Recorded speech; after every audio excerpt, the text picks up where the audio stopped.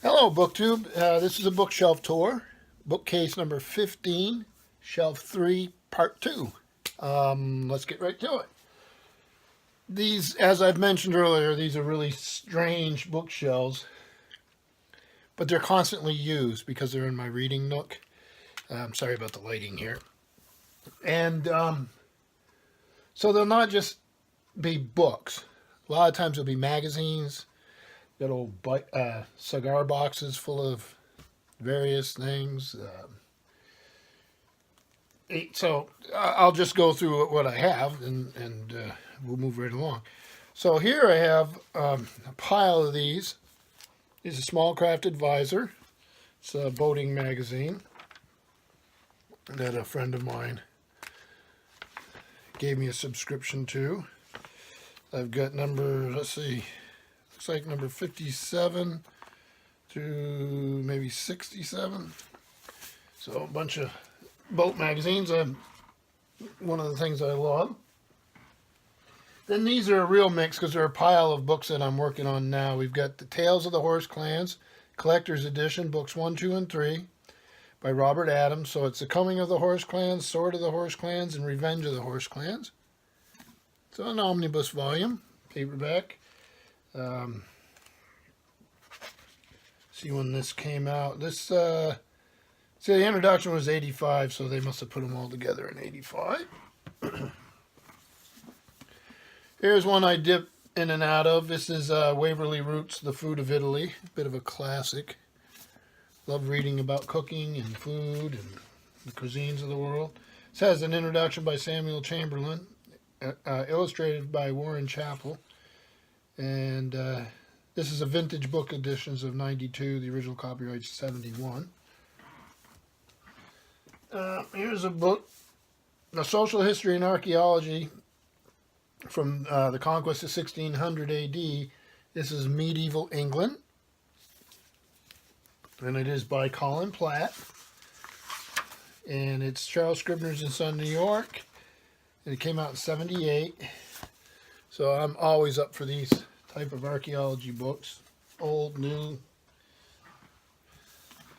Then many of you have seen this before. It was big on BookTube. This is SPQR by Mary Beard, her History of Ancient Rome. Then the third part of Patrick Levermore's travel volumes. This is The Broken Road from the Iron Gates to Mount Athos. There's a follow-up between A Time for Gifts and Between the Woods and Water. I'm going to get those first two before I read this. This is edited by Colin Thebron and Artemis Cooper. Artemis Cooper also did a biography of Patrick Levermore that's excellent. So this is New York Review of Books put this out in 2013. So I just found that, and I know I'm going to read the series, so I'll just look for the first two. Then here's a book on Greek myths. I always love Greek myths. This is God, Heroes, and Monsters, Their Sources, Their Stories, and Their Meanings by Ellen Switzer and Costas. Photographs by Costas. And this was Jean Carl book, Athenaeum, 1988, New York.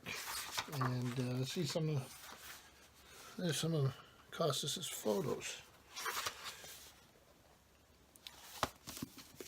So anytime I can find something like that, I'm happy.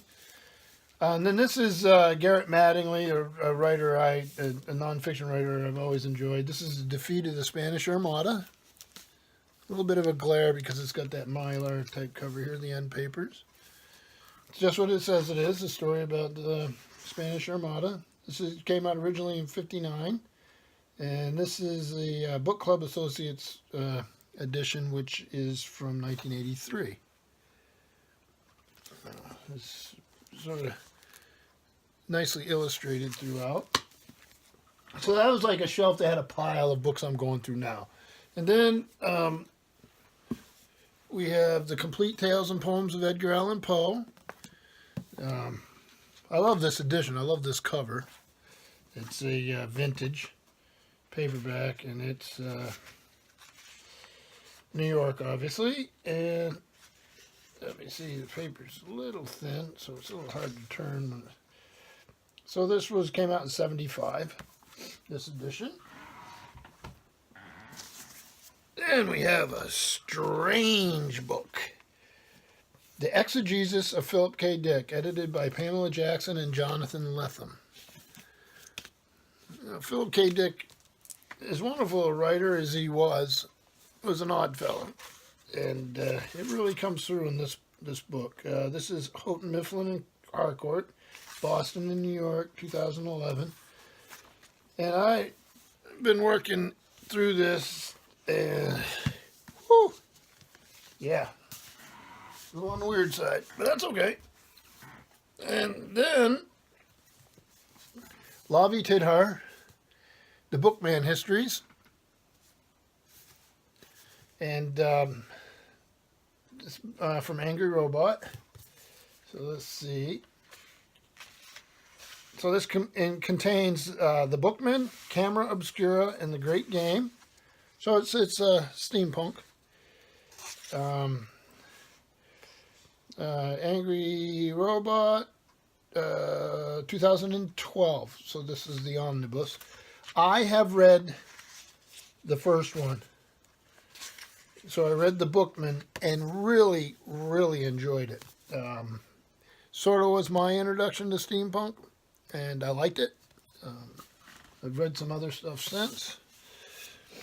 And then here we have Peter F. Hamilton, excuse me, The Great North Road, sort of a hard sci-fi.